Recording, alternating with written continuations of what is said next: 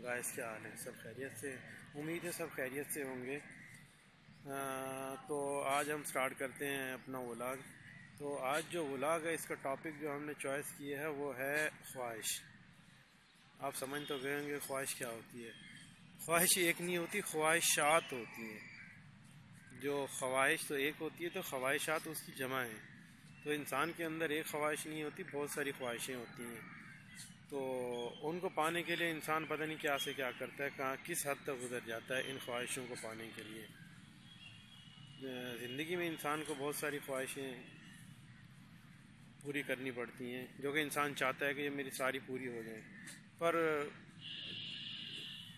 وہ انسان پوری نہیں کر پاتا ہے اپنی خواہشیں۔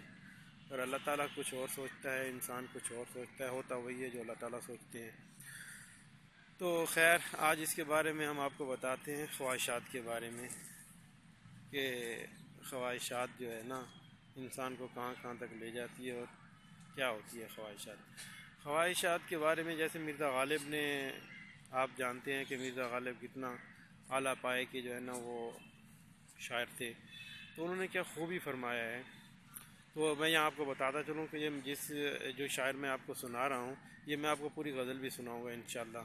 آواز تو ایسی نہیں ہے کہ سر میں آئے، پر پھر بھی کوشش کروں گا آپ تک پہنچانے کے لیے تاکہ آپ کو پسند آئے۔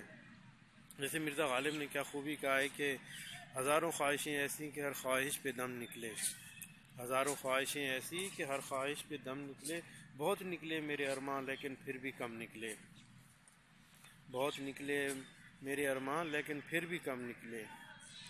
نکلنا خلد سے سنتے آئے ہیں انسان کا، نکلنا خلد سے سنتے آئے ہیں انسان کا، لیکن بڑے بے آبرو ہو کے تیرے کوچے سے ہم نکلے۔ واہ، کیا خوبی کہا ہے انہوں نے۔ اگر اس میں دیکھا جائے تو بہت سی باتیں چھپی ہیں، کہ کیا خوب کہا ہے انہوں نے کہ بڑے بے آبرو ہو کے نکلے ہم تیرے کوچے سے۔ تو وہی بات آ گئی نا کہ انسان کچھ چاہتا ہے پر ہوتا وہی ہے جو اللہ تعالیٰ چاہتے ہیں۔ تو جو خواہشات ہیں، خواہشات کو بھی انسان کو جو ہے نا وہ اپنی لیمٹ میں ہی رہ کر کرنی چاہیے، کہ جو وہ پا سکے، خواہشات جو ہے نا ان کو پایا تکمیل تک کر سکے۔ کہا ہے کہ اے ابن آدم، اے ابن آدم، ایک میری چاہت ہے ایک تیری چاہت ہے، اے ابن آدم ایک تیری چاہت ہے ایک میری چاہت ہے، بس ہوگا وہی جو میری چاہت ہے۔ اے ابن آدم ایک میری چاہت ہے ایک تیری چاہت ہے، بس ہوگا وہی جو میری چاہت ہے۔ اگر تم نے خود کو کر دیا سپرد اس کے، اگر تم نے خود کو کر دیا سپرد اس کے جو میری چاہت ہے، تو بخش دوں گا تمہیں میں وہ بھی، تو بخش دوں گا میں تمہیں وہ بھی جو تمہاری چاہت ہے۔ واہ، کیا ہی خوب کہا ہے۔ خواہشات ہیں جن کا میں نے ابھی ذکر کیا ہے، یہ انسان کو شروع سے، مطلب بچپن سے لے کر بڑھاپے تک یہ جو ہے نا خواہشات انسان کو رہتی ہیں، کہ میرے سب پاس یہ آ جائے، میرے پاس وہ آ جائے، مطلب دنیا کی ہر چیز آ جائے، دنیا کی ساری آسائشیں آ جائیں میرے پاس، اور میں جو ہے نا ان میں ہی مگن رہوں۔ پر اللہ تعالیٰ دیتے ہیں، ہر کسی کو نہیں دیتے، ہر کسی کو نہیں نوازتے ہیں، کسی کسی کو دیتے ہیں۔ وہ بھی اپنے بندے کو پہچان کے دیتے ہیں کہ وہ اس وقت لائق ہے یا نہیں ہے۔ یہ جو خواہشات اس کی پوری ہو رہی ہیں، اس میں مجھے بھی یاد رکھے گا یا نہیں رکھے گا۔ واہ، دیکھیں کیا ہی جو ہے نا اللہ تعالیٰ کی چوائس ہے کہ وہ کیسے کیسے نوازتا ہے۔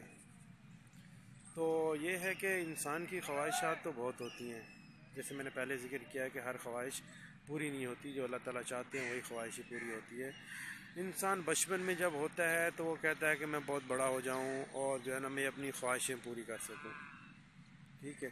اور جب بڑا ہو جاتا ہے تو وہ کہتا ہے کہ میں اسی بچپن میں چلا جاؤں، یہ اس کی خواہش ہوتی ہے کہ اسی بچپنے میں چلا جاؤں جس میں کوئی فکر نہیں ہوتی، نہ دنیا کی نہ جہان کی، بس کھایا پیا کھیلا کودا اور سو گئے۔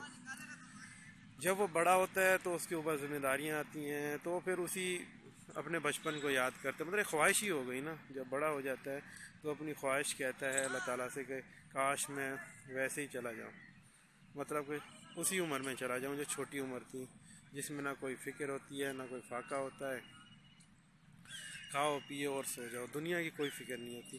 جب انسان بڑا ہو جاتا ہے تو آپ کو پتہ ہے دنیا کیا چیز ہے، دنیا تو ساتھ ہی چلتی ہے، تو اس کو ساتھ چلانے کے لیے آپ کو اس دنیا کے ساتھ ہی چلنا پڑتا ہے۔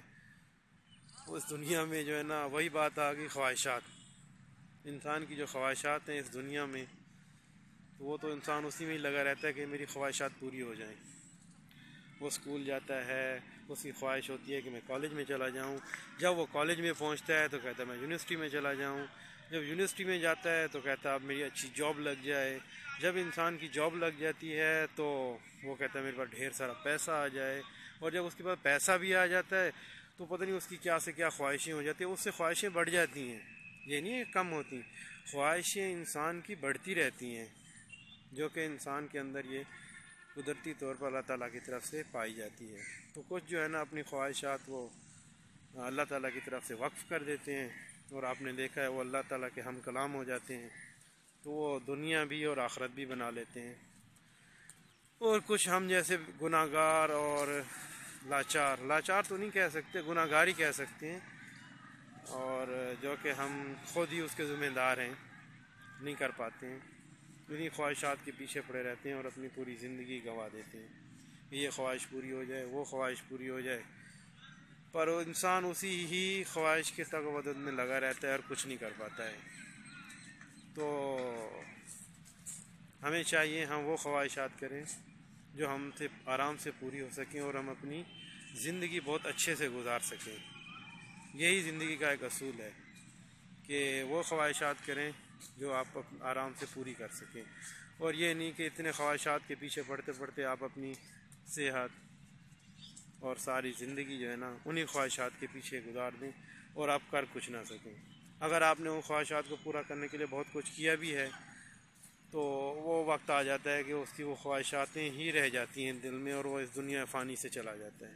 تو اللہ تعالیٰ ہم سب کو ہدایت دے اور نیک اعمال کرنے کی اور اس طرف جانے کی کہ وہ خواہشات ہم کریں جو ہم اپنی آسانی سے پوری کر سکیں۔ تو امید ہے کہ آپ سب کو یہ ولاگ اچھا لگا ہوگا، تو سبسکرائب کیجئے اور کمنٹس دیجئے اور لائک کیجئے، ٹھیک ہے؟ جزاک اللہ، خدا حافظ۔